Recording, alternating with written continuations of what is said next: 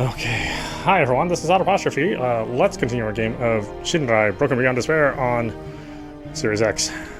Okay, load Chapter 1. Let's see, but don't think that'll be enough to snatch him away from me. I won't lose to you, Rekonyan. Taiko's gonna be mine. Don't even try getting close. Don't even try getting too close to him. Otherwise, I'll have to numb your brains for real. Going after him wasn't my intention anyway. You should know by now I don't really care about that kind of stuff. Jeez, why are you all so serious?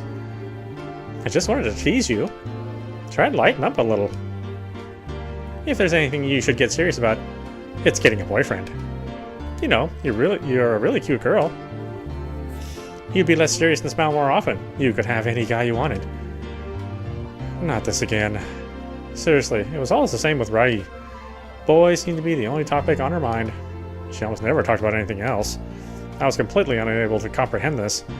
According to her, it was every girl's duty to catch herself a cute boyfriend, but I honestly don't really care much about romance and all that jazz. Besides, even if I did, all the guys in our class were idiots anyway. Well, except Taiko. He was actually kind of cute. Even I had to admit that. Still, that doesn't mean I was after him or anything. Miyamoto-san, stop harassing poor Shinpiku-san. Just because you are constantly thinking about boys does not mean all of us have to. So, you don't care about boys either? That's not what I said. In any case, shouldn't you be worrying more about catching yourself a boyfriend before you start lecturing us? This is not the first time you are trying to conquer Kikai-san's heart, after all. Ha! There's nothing to worry about.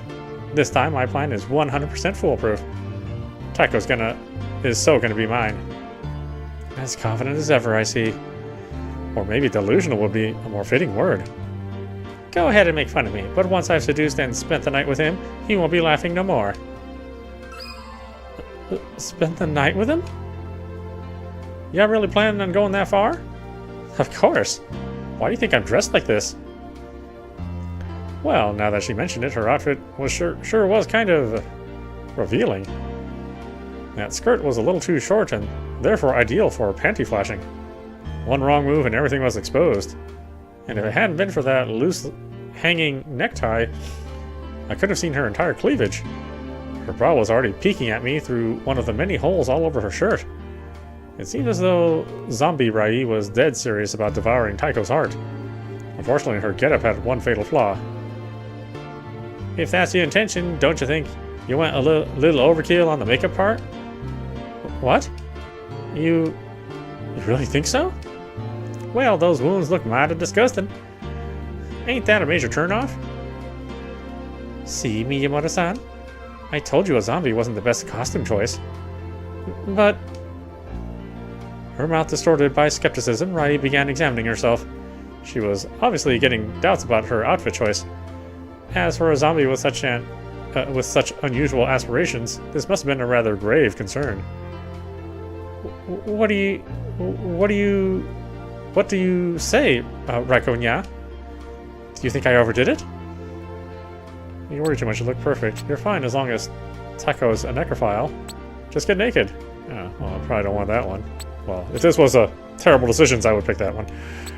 But no, we're not doing terrible decisions on this one just yet. Maybe the next playthrough, if we do another one. You worry too much, you look perfect. Do you really think so? Yes. Just go for it and Taiko will surely be yours. Why do I get the feeling you're just saying that to get revenge on me for teasing you earlier? Wait, or are you even purposely trying to set me up for failure? I knew it. You want me to make a fool of myself in front of Taiko because you want him for yourself. But I won't be falling for that. And here I put so much effort into this makeup. But to be honest, the face paint's itchy as hell anyways. Makes me kind of want to tear off my skin for real. So, in other words, the face paint was killing her, huh? Well, I guess I'll take a quick shower then. I need to carry your bags to your room anyways. You do want to share one, right? Sure. Alrighty. And hopefully I'll share my room with Taiko-kun tonight. Was she really... Oh, gosh. What's going on? Something at work?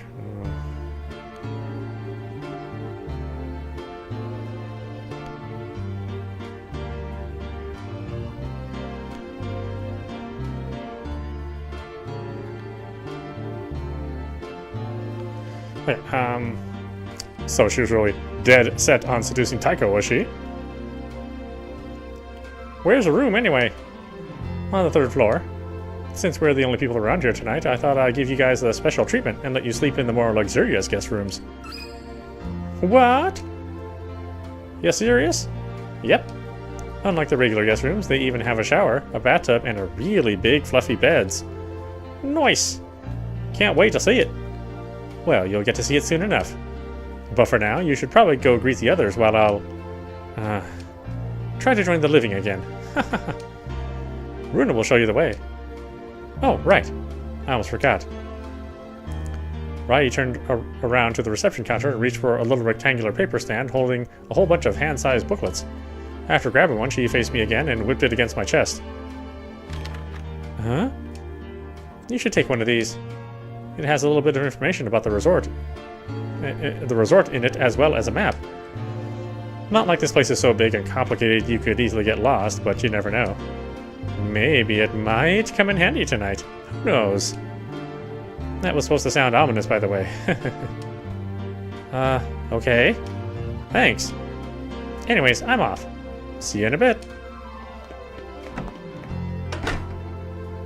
And just like that, Rai scooted off in a hurry, our bags under her arms. Apparently she was really dying to take that shower. Good thing I kept these stupid puns to myself. Well then, Shinpiku-san? Akatori-san? Shall we be on our way? Okay. Taking the lead, Runa left the reception room via the same door Rai had disappeared through. I didn't waste any time, stuffed the pamphlet into my pocket, and together with Bada-chan followed our guide. New booklet entries have been added. A new diary entry has been added. New character profile has been added. You can now take a look at the resort map from the notebook menu.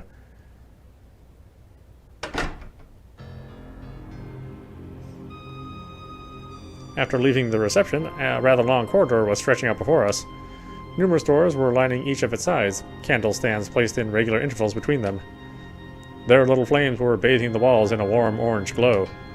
It was actually bright enough that Runa didn't bother switching on the ceiling lights, which were partially hidden by the blue curtains above us. Directly to our left were the rest of the rooms, and to our right were 2 staircases, one leading to the upper floors, and the other down to the basement. At the far end of the hallway, I also spotted what appeared to be a circular window.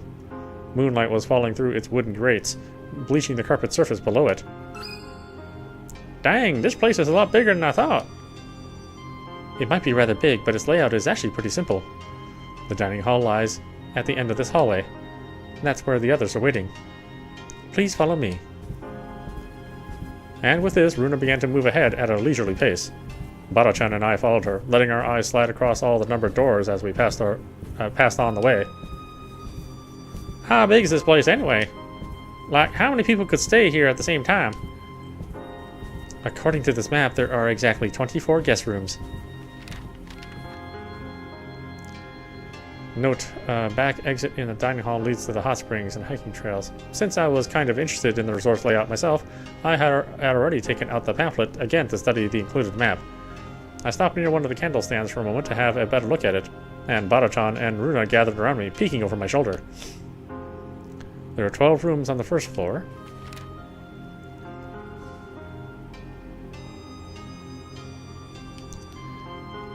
A total of 20 on the second floor, and exactly 10 on the third one. So a total of 42 guest rooms. Taking into account the number of lockers in the reception, however, this resort should have room for about...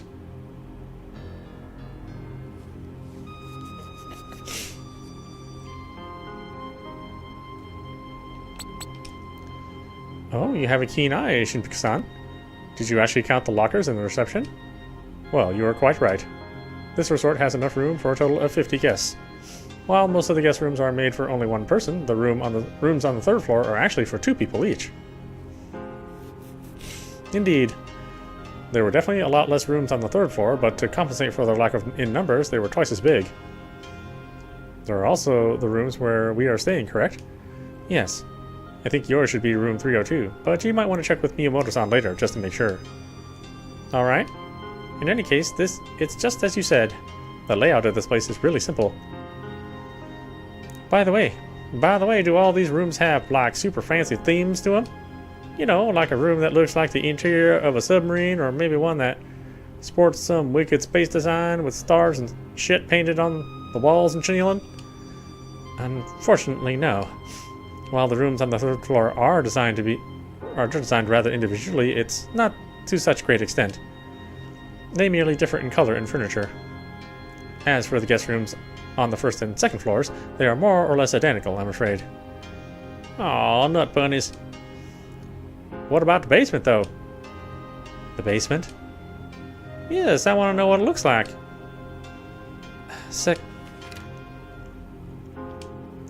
Whoa, that looks a little more complicated.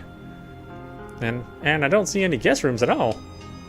Most of the rooms in the basement are for staff only, except for the rooms on the left half. As you can see, there's a bar, as well as a couple of rooms for recreational activities. Dang, they even got karaoke rooms in here? We totally gotta make use of them. What's that? Is that a staircase at food storage? Indeed. It connects directly to the kitchen on the 1st floor. Oh, for reals, man. That's kinda nifty. A shortcut for the kitchen staff, eh? Gotta say, this place is actually pretty cool. So, like, do a lot of peeps usually come here? Apparently, a lot of school classes visit here during summer and winter excursions. As far as I know, those are the only times the resort is actually booked out. Nevertheless, it does seem to get a lot of customers throughout the year. Most are drawn here by the famous hot springs and historical sites. It's also an ideal place for hiking. I see. We'll be neat if our class would come here too sometime. I closed the map and put the pamphlet back in my pocket. As we continued down the hallway, Bada-chan began burying Runa under enormous piles of questions. She wanted to know literally everything about this resort, ranging from what a normal workday for the staff was like to what kinds of foods were usually served for dinner. I honestly felt sorry for Runa, who tried to answer everything to the best of her abilities, but unfortunately couldn't in most cases. She wasn't an employee, after all. She had only been here a couple of times herself, and merely to help Rai with the preparations for the party. I am truly sorry, Akadori-san, but that is all I can tell you. It's okay. Sorry for machine gunning you with questions. Was just kind of curious. Well, you might find some additional information in that booklet Miyamoto-san gave you. Wait, was that? Yes, no doubt about it. 3. If you want to know more about the details. 2. You should ask Miyamoto-san. 1. She will be able to. Aku! Yeah! Aye! Startled almost to death by that sudden ear-shattering scream, Bada-chan stumbled backwards directly into my arms and buried me right under herself on the cold, uncomfortable floor. Once again, suffering under a radical reduction of my air supply, I tried pushing her off me. Unfortunately, she was too heavy to move for my frail arms. I guess some higher power really wanted me to die of suffocation tonight. When I looked up, I could see that little devil standing there. Letting her annoying laugh echo throughout the hallway at full blast, she began furiously waving that weird stick of hers in her hands. It had a blade made of poorly cut out cardboard pieces, slathered in a thick coat of silver paint attached to it. Was that pitiful result of lacking craftsmanship supposed to be a scythe? Your souls are mine, Mika. While she continued laughing as loud and annoyingly as humanly possible, Runa, who had been almost scared to death herself, slowly managed to get back to her feet. She wiped the dust off her butt and, after taking a deep breath, faced our reckless attacker with a rather reproachful look. Tamashi-san, don't scare us like that.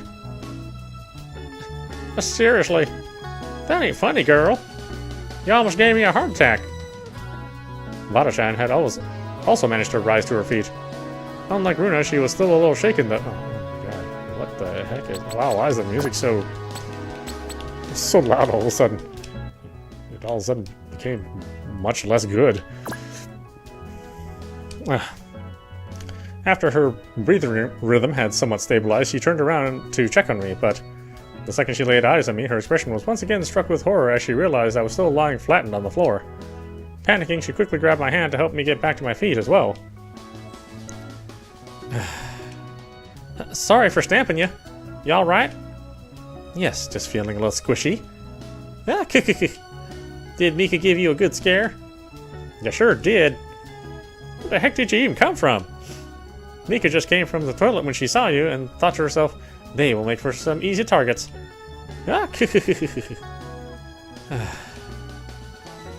Even after more laughter had come gushing forth from her crescent-shaped mouth, she simply stared at me with her emerald green eyes filled with self-satisfaction and a hint of triumph. This girl... Mika Tamashi.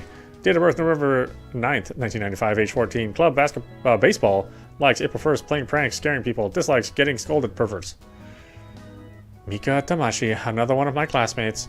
Silly beyond belief and well known for her continuous shenanigans. She was even worse than my mother. Playing pranks on people and scaring the living daylights out of them was her favorite sport. Sneakily smuggling spiders into your lunchbox or depositing dead cicadas into your shoes were just some of her lesser crimes. Most disturbing of all, however, she even took pride in the fact that she scared everyone in my class to such an extent that they had literally wet their pants or run off in tears. Well, every single one of them but me.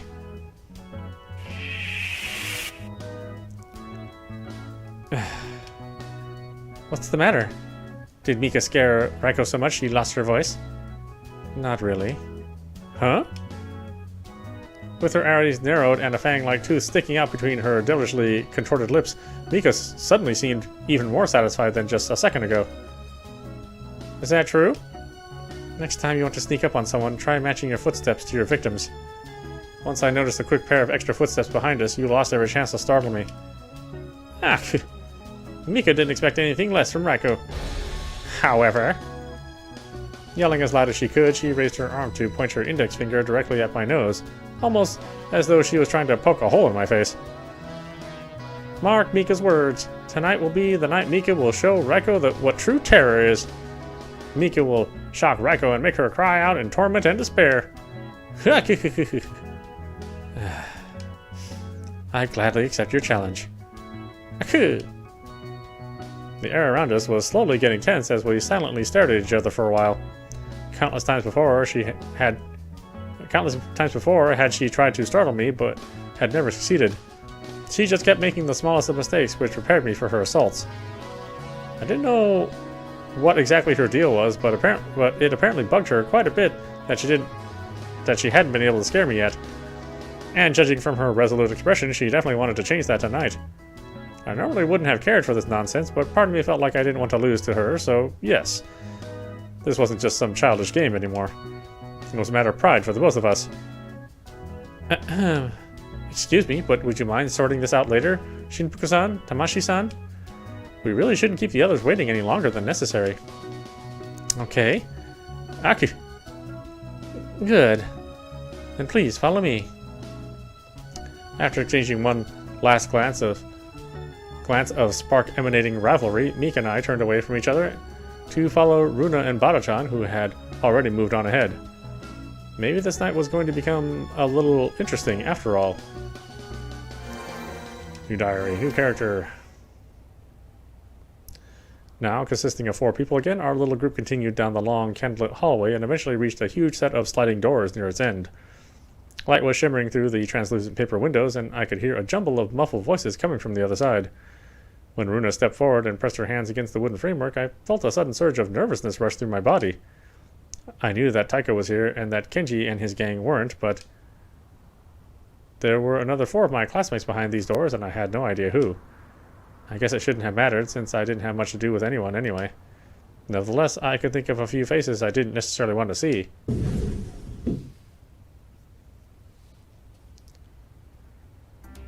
A wave of bright lights splashing all over us, we finally set foot into the dining hall. The first thing I noticed was how big it was, but I guess that shouldn't have come as a surprise. After all, entire school classes had to fit in here somehow. What I definitely hadn't expected, though, was how lovingly detailed it was decorated.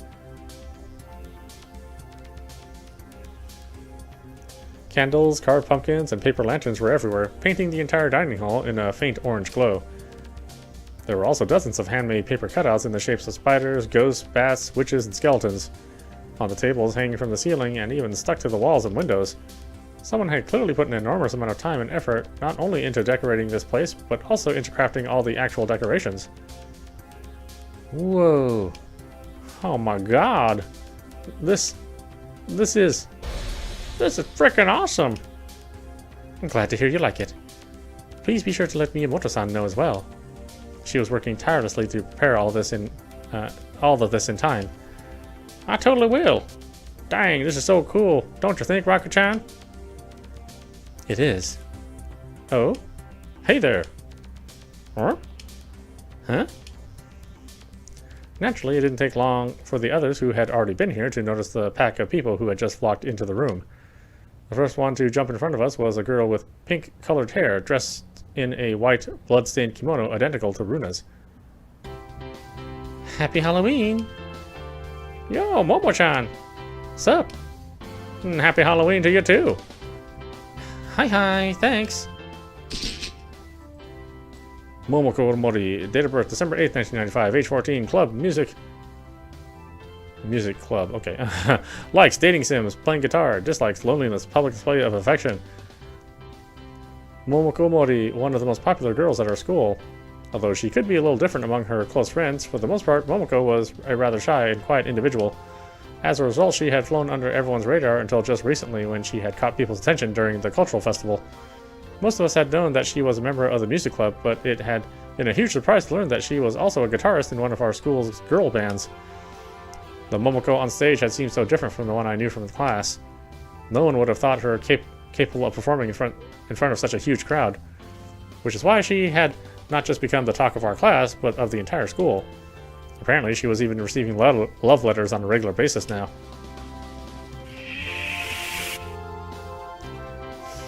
I see you wearing the same outfit as Runa. So, you're playing twin sis, huh? Yep. It would have been lame to dress up as one of the sisters alone, so I asked Runa if she wanted to play the part of my twin. I really didn't know what else to dress up as, so it was fine with me. I have a soft spot for kimonos anyway. Hi. Here, look! Giggling, the two kimono girls stepped next to each other. Momoko grabbed the ends of the red ropes which were wrapped around their waists and quickly tied them together. As they proudly presented themselves to us, I finally began to remember.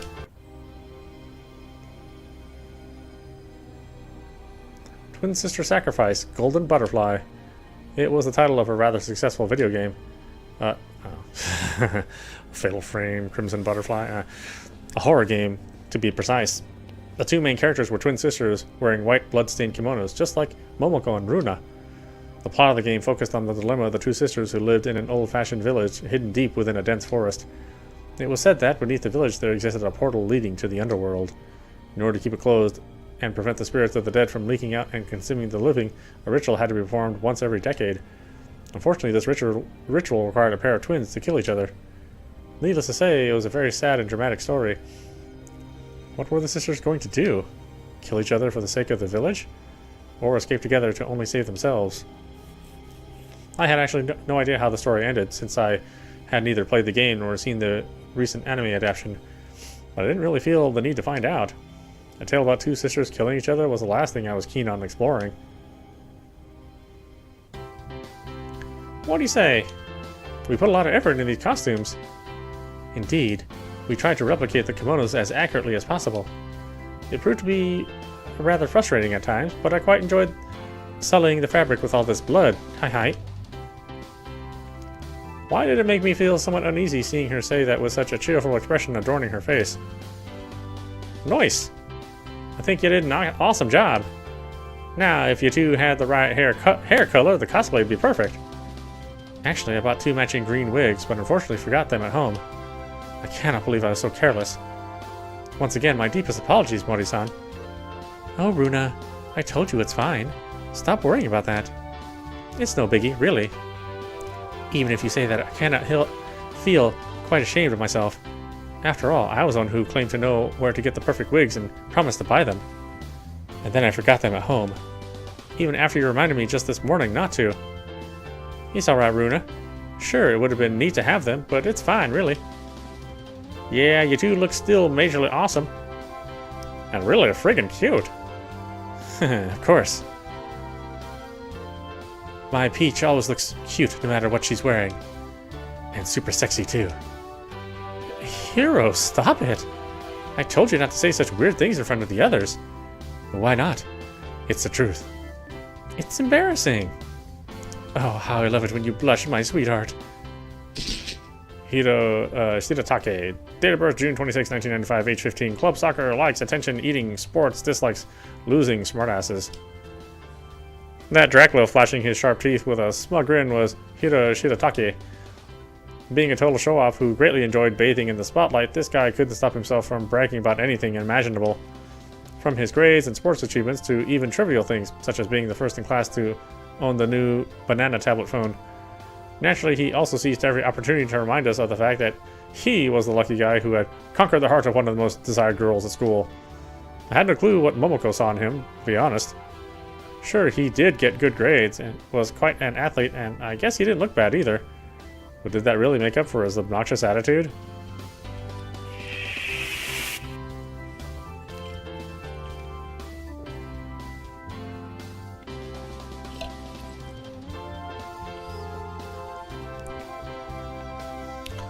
Hero, seriously, stop it.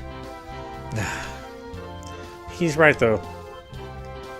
You do look cute and sexy in absolutely everything you wear, my dear. Especially when you're blushing. Common! Not you, too. You're such a lucky guy, Hero. I hope you do realize that and won't think about making my tiny little cutie here cry. Making her cry? Yes, by doing something as devious as... I don't know. Cheating on her or something. Are you nuts? Why the heck would I do that? My little Peach is everything a guy could dream of. I totally hit the jackpot here. Indeed. Stop it, you two. You're embarrassing me. Aw, poor little Momo. I'm sorry, teehee. But there's no denying the truth, you sexy beast. Common Aiga. Date of birth is September 13th, 1995, age 15. Club drama, likes acting, shopping, swimming, dislikes, cheaters, hypocrites, womanizers. I guess we wouldn't get along. The witch breaking out into loud laughter was Kamen Aiga, Momoko's best friend. The two of them were pretty close, like Barachan and me, or Rai and Runa. Therefore, it struck me as odd that Kamen wasn't playing the role of Momoko's twin. I mean, she already looked the part, sporting not only the right hairstyle, but even the color. On top of playing a character, however, Kamen was actually the vice president of the drama club and a talented actress. I had seen her perform during the cultural festival and certainly had to admit that as much. Off stage, she didn't seem to care much for theatrics, though. Unlike her best friend, Kamen was far less reserved and much more straightforward, with no qualms about speaking her mind or any desire to mince her words.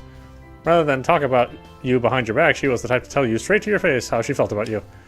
That's why I knew with absolute certainty that she couldn't stand me.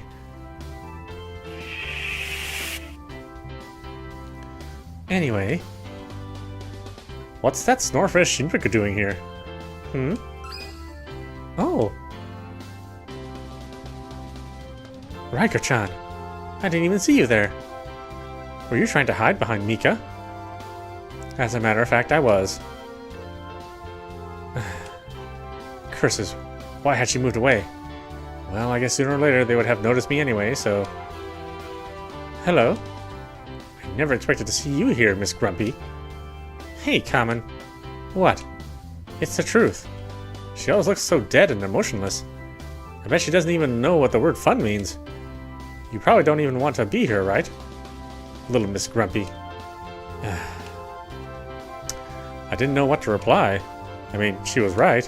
I didn't want to be here, but I also didn't want to admit that in front of her because it was exactly what she wanted to hear. What was her problem anyway? She didn't know me. I was the kind of person whose emotions played out more in the inside rather than the outside. So even if I was having fun, it didn't necessarily show. Some people were like this. Was that a crime? Actually, I kind of wanted to tell her exactly that, but it was Momoko who acted first in order to smash that sudden moment of tension. Oh my! Raiko-chan, I only realized now. Those ears. Curses! Not this again. I honestly would rather have Kamen continue bitching at me than someone say, "They look so cute! Can I touch them?" That you, of all people, would wear something like this. I know, right? We're surprised as well. But they do suit our little grumpy cat. Huh. I guess so. Those ears sure are cute, but they'd fit my sexy peach a lot better. Hiro, stop talking such nonsense. Yeah, I know. They'd obviously look best on me, but that's not even debatable. But I mean, like, if it wasn't for me, you'd rock them harder than anyone else. Oh, you. Anyway, I think it's a funny idea. You look so cute that I could literally hug you to death. Why? Just why was everyone gathered around me like I was some kind of theme park attraction? Couldn't they just leave me alone?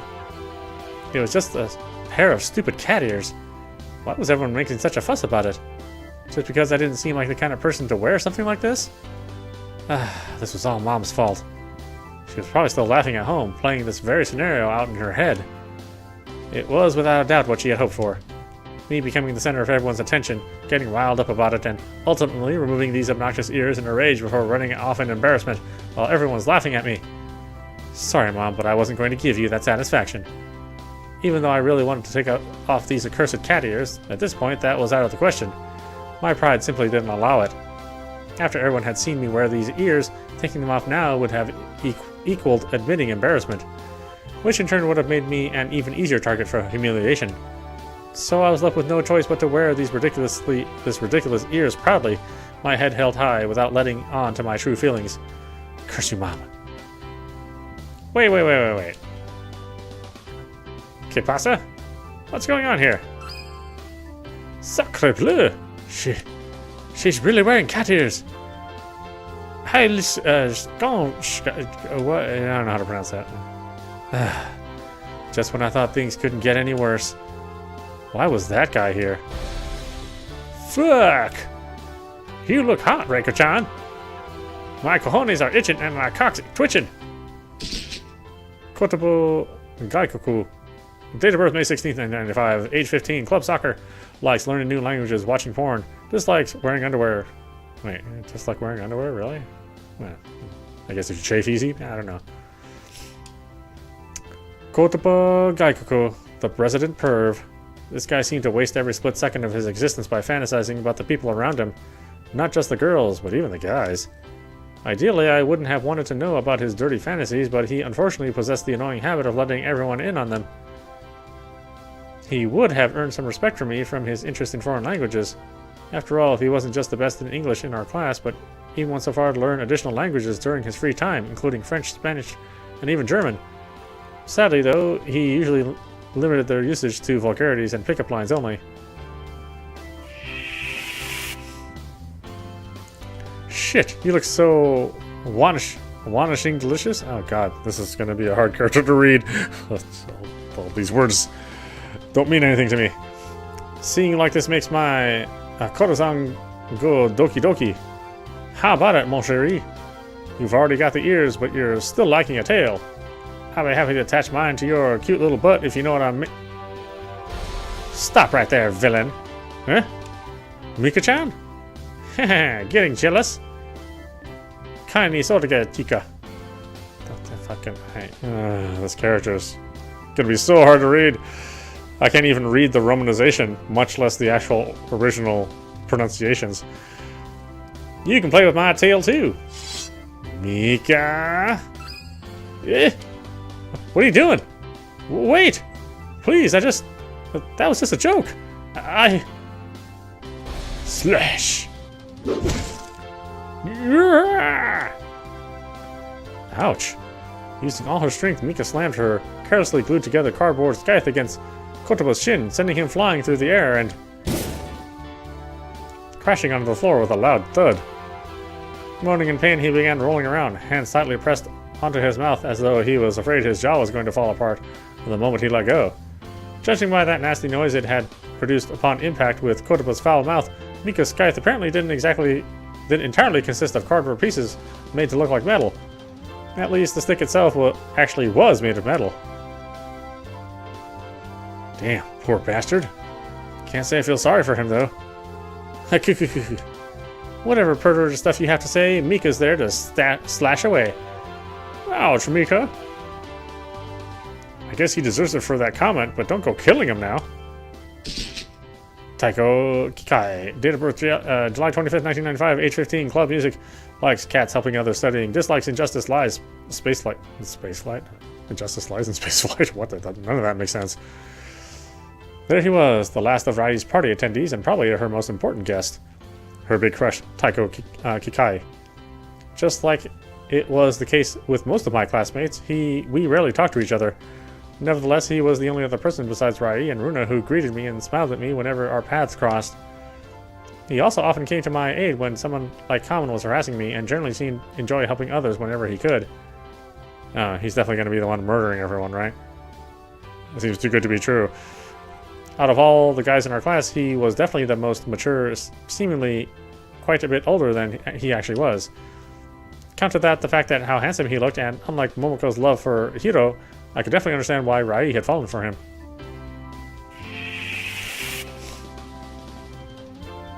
You alright? Missing any teeth? I think my jaw is dislocated. Well, you had it coming. You should really learn to, choose your words more carefully, especially with Mika around. Indeed, this wasn't the first time she had smacked him for verbally harassing a girl. It happened on a regular basis, at least 4 to 6 times a day at school. This was the one trait I truly valued about Mika. She couldn't stand the kind of behavior and punished it brutally. Unfortunately, Kotoba was the kind of guy who just didn't seem to learn his lesson. Anywho, hi there, Reiko-chan. Hello? Curses. Even though I had told Rai that I didn't possess any romantic interest in him, for some reason I always get a little nervous whenever he talked to me. I could even feel the warmth increasing in my face, as it most likely lit up like a warming light. I guess this just went to prove how charming he was. And potentially murderous. Glad to see you came. Of course, same goes for you too, Nobara. Hey, I want to get chanified too. Chanified? Oh, alright. Glad to see you, Nobara-chan. Better? Yes. So, like, where's Rai-kun?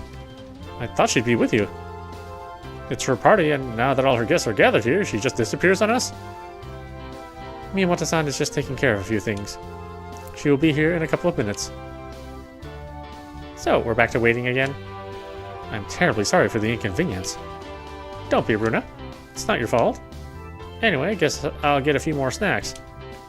Seems like it'll take a bit longer until we finally get dinner. If you keep eating so many snacks, you'll get fat. Momo. Hi, sorry. I meant to say, get even fatter. What? Momo, why you? Okay, that's it. Kamen's hand quickly shot forward, aimed at Momoko's cheek to give it a good old pinch. The giggling girl managed to evade the attack, however, by simply ducking under it. While Kamen was still surprised at her opponent's remarkable reflexes, Momoko stuck out her tongue, lifted her kimono a little, and dashed off as fast as she could. Outraged, the witch immediately gave chase, while everyone else was watching in amusement.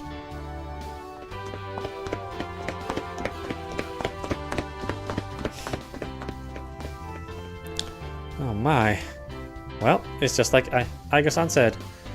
It still might be a while until Miyamoto-san returns, so until then, why don't we take a look around the dining hall? Shinpuku-san, Akadori-san, feel free to try some of the snacks we have prepared as well. However, I would advise you not to eat too much. We will be having dinner in a... Tamashi-san? You can't eat those. Panic suddenly slapped onto her face. Runa quickly hurried off towards Mika, who was apparently trying to eat one of the many carved pumpkin decorations. Honestly, that girl. Well, what do you think, Raka-chan? Want to take a look around? We could also talk to the others and kill some time till Rai's here. I don't really want to. Oh, come on. Since we're already here, we might as well talk to them. They're classmates after all. Talking to our classmates, huh? I wasn't really the kind of person to just go up and talk to others and start conversations. When someone came to me, I could easily reply, but starting a conversation myself? No. I wasn't good at that unless it was with Bada-chan or I had a clear purpose in mind. Like asking a stranger for directions or something like that. But starting a conversation just for the sake of conversing about random topics? No. I didn't enjoy small talk and never had a clue about what to talk about. However, since there wasn't anything else to do and I was already feeling bored, talking to the others wasn't such a bad idea to kill some time. Besides, Bada-chan was with me and she loved to talk, so I probably didn't have to worry about it too much. So, what do you say? Alright, might as well try and make the best of it, I suppose. Damn straight. An investigation sequence is about to start.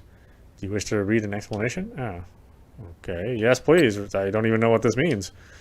During an investigation, you can examine your surroundings and talk to the people in the vicinity to gather clues, evidence, and information. Simply move the cursor around and click on any highlighted objects to examine them. You can also change your view by clicking on the magnifying glass icon in the investigation menu at the top of the screen. If you want to talk to the other characters, click on the speech bubble icon instead, and a list with everyone you can talk to will appear. If you want to end the investigation, simply click on the checkmark icon. Note, however, that sometimes you might have to fulfill certain conditions before you are allowed to do so. During the following investigation, that won't be necessary, though. If you want to continue with the actual story, feel free to click on the checkmark icon and skip right ahead anytime. New notebook, new diary entry, new character profiles.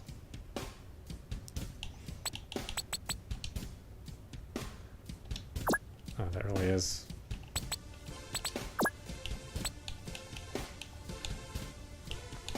Let's see, we haven't really made any choices, so it's okay to save there. And why don't we stop it there? This is audap, and let's get to the title screen.